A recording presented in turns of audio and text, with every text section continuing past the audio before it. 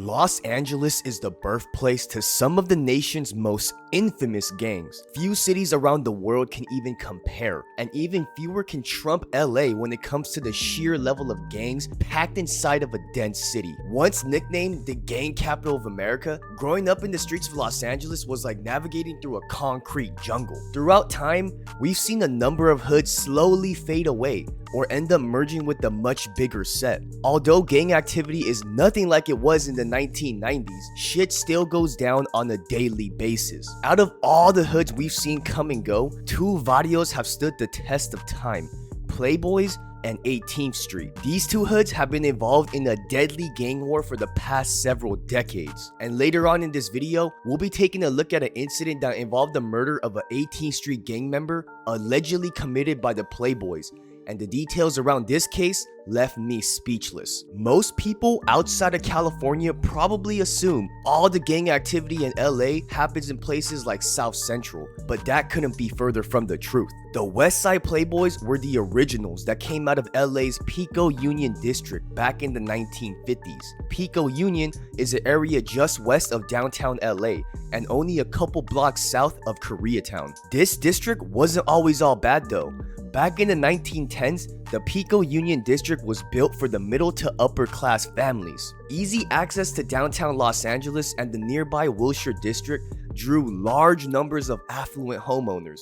However, after the Second World War, the PICO Union area, like many inner city neighborhoods, experienced an outflux of residents to the suburbs. The loss of residents and business led to high vacancy rates and lower property values in much of the neighborhood by the 1960s. In the late 1970s and 80s, the area became a major point for entry for Salvadoran and Guatemalan immigrants seeking refuge from civil war. A lot of these kids were war refugees, growing up and trying to navigate the concrete jungles of Los Angeles with some of the nation's most notorious sureños. The West Side PLAYBOYS started out as a car club and called themselves Southern Califa's Latin PLAYBOYS. They currently have three main cliques that are active, which are the Chico Locos, Malos, and the Dukes. The West Side PLAYBOYS and the West Side Drifters both attended Berendo Middle School and Loyola High School, so needless to say, these schools were getting active. And if you guys want that video, leave something in the comment sections below. Aside from West Side PBS, you've got the East Side PLAYBOYS, and they hold territory in the South Park district of the Low Bottoms, located in South Central. The East Side PLAYBOYS have five main cliques: 35th, 46th, 49th, 51st, and 56th Street. They are one of the oldest Latino gangs that exists on the east side of South Central, which is a predominantly black neighborhood, with only a few other Chicano gangs such as 38th Street, Florencia, Primera Flats, and Clanton 14. But today's video isn't about the east side. Let's take things back to the west. But before we do that, drop a video a like if you're enjoying it, and leave something in the comment sections if you think this video deserves a part 2. But anyway, the West Side PLAYBOYS' main territory is around the corner of Pico and Fedora, and they've been holding this area down since they came to be. This street corner is located within LAPD's Olympic Division. Out of all the gangs that exist in this area, the PLAYBOYS are considered to be one of the strongest alongside MS and 18th Street. 18th Street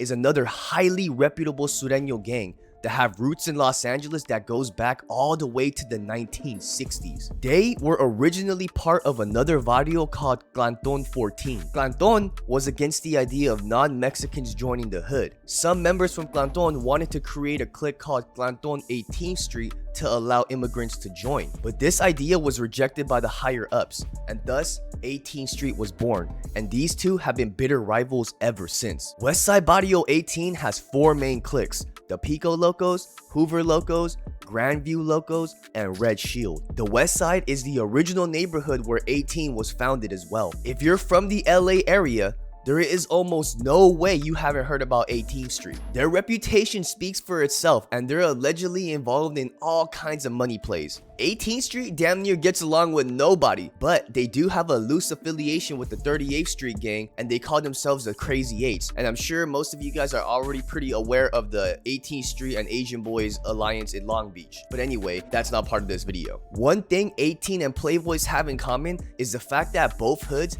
have a gang of enemies.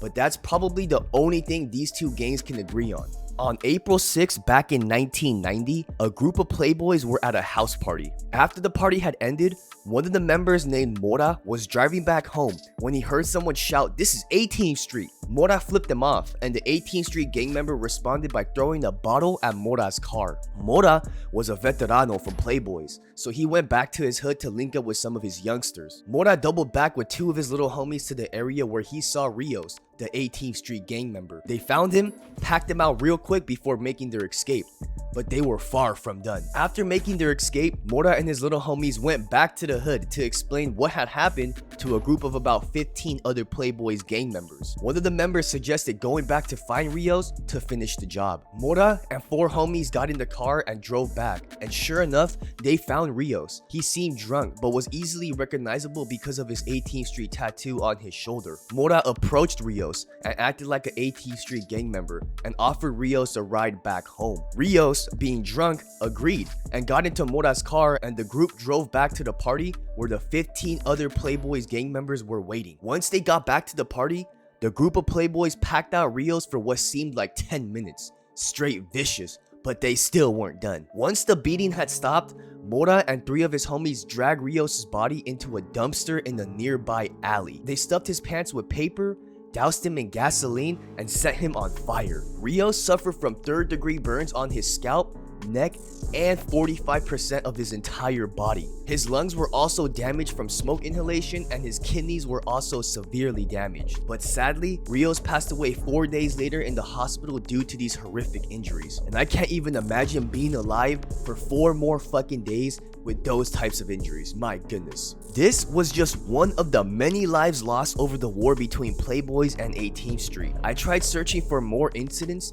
but it's pretty scarce. This war was not one-sided by any means, however. 18 was and still is a problem for a lot of these gangs, including the Playboys. It's pretty common amongst Sureños to go above and beyond when it comes to violence. Extremely violent acts like these boosted the gang's reputation and ultimately sends out a message. A lot of these gangs allegedly profit from narcotics and firearm sales, so controlling more turf ultimately means more money. In recent news, the Playboys were just hit with a RICO charge. 28 members and associates were arrested on federal racketeering, narcotics, and firearms charges. During this investigation, the LA Metropolitan Gang Task Force seized approximately 47 firearms, 199 kilos of meth, 13 kilos of fentanyl, 27 kilos of coke, 7 kilos of heroin, 283 kilos of marijuana, and $140,000 in cash. The RICO indictment further alleges that members of the racketeering enterprise operated 2 unlicensed marijuana dispensaries. In the recent years,